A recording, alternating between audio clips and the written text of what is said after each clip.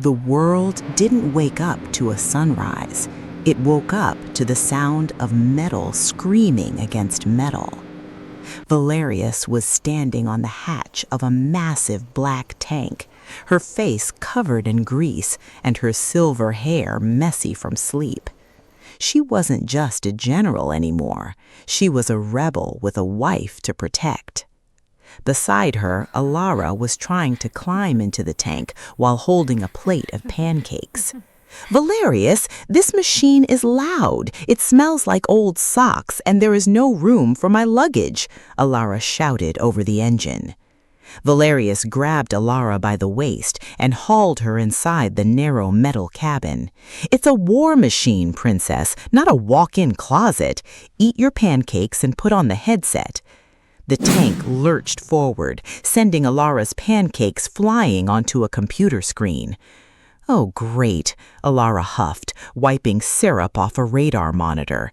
"Look, there's a rebel squad near the blueberry patch." Valerius groaned, steering the heavy beast through the desert sand. "Alara, if you touch that red button with your sticky fingers, we are going to blow up a mountain by accident."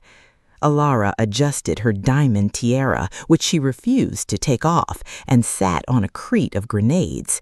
"If I'm going to overthrow your father, I'm doing it with style. Now drive faster. This tank has the speed of a tired turtle." Suddenly, the radar began to beep, not because of syrup, but because of incoming fire. Boom!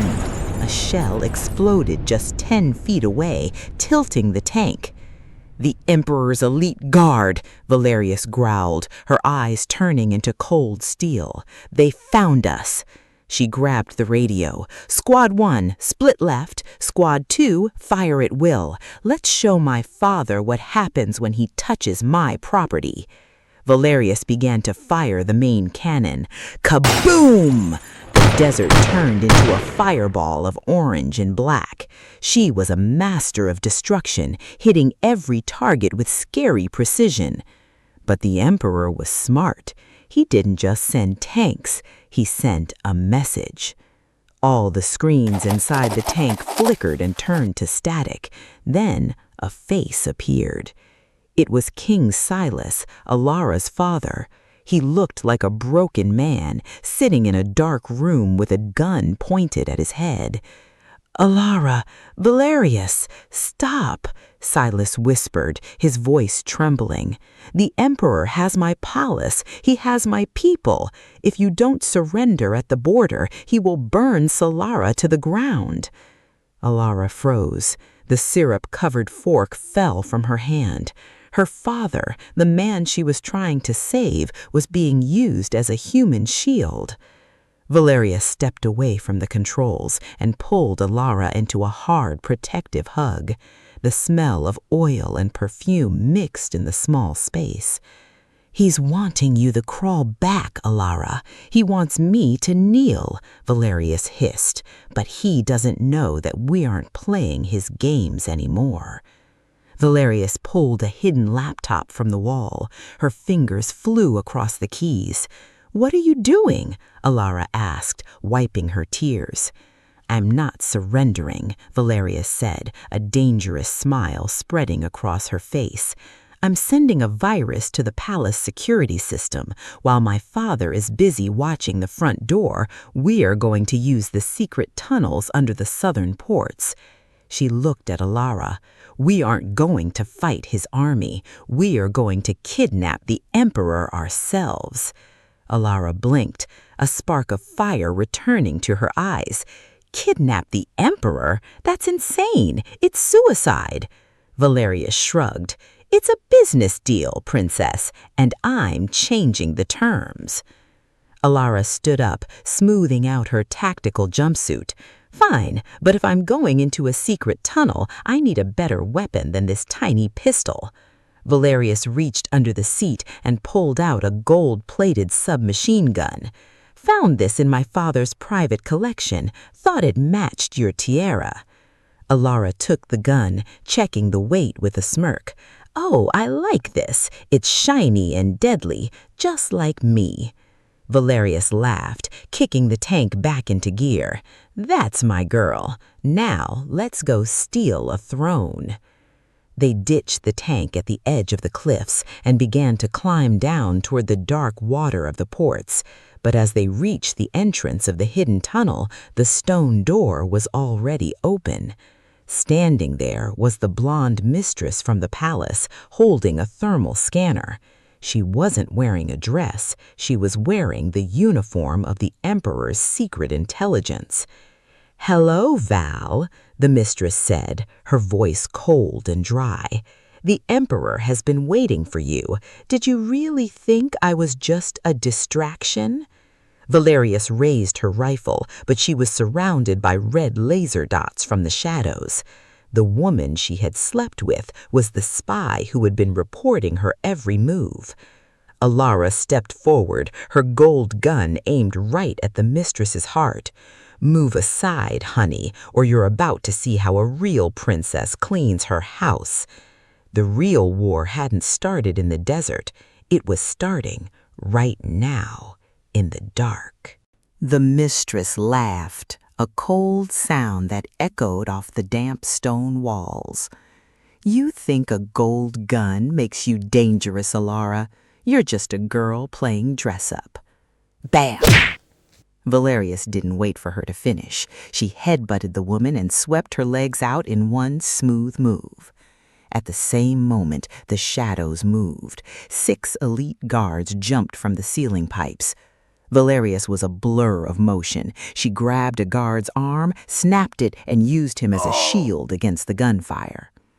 "Alara, use the flashbang, now!" Alara panicked. She grabbed a metal ball from her belt, but instead of throwing it, she dropped it at her own feet. "Oops!" Alara squeaked. Poom! A massive cloud of pink glitter smoke filled the tunnel. Valerius coughed, waving her hand through the sparkling fog. "Pink? Why is your smoke grenade pink?" Alara waved her gold gun wildly. "It's a Solara sparkle grenade. My father's engineers made them for parades. At least the enemies look fabulous while they're blind." Valerius groaned, but she used the confusion to knock out 2 more guards. "Remind me to fire those engineers." They pushed through the final gate and locked it. They were safe for a moment in a small, quiet supply room. Valerius was breathing hard, her black suit torn and covered in pink glitter. She pinned Alara against the stone wall, her eyes burning with adrenaline and relief. "You are the most annoying, beautiful, and insane woman I have ever met," Valerius growled, her face inches from Alara's. Alara smirked, her tiara slightly crooked. "And you're a grumpy monster covered in sparkles. Now shut up and kiss me before the next squad arrives." Valerius didn't argue. He leaned in and kissed Alara deeply, a kiss that tasted of smoke and sugar. For a few seconds, the war disappeared.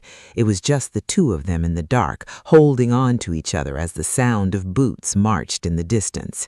It was a silent promise that no matter who betrayed them, they were in this together.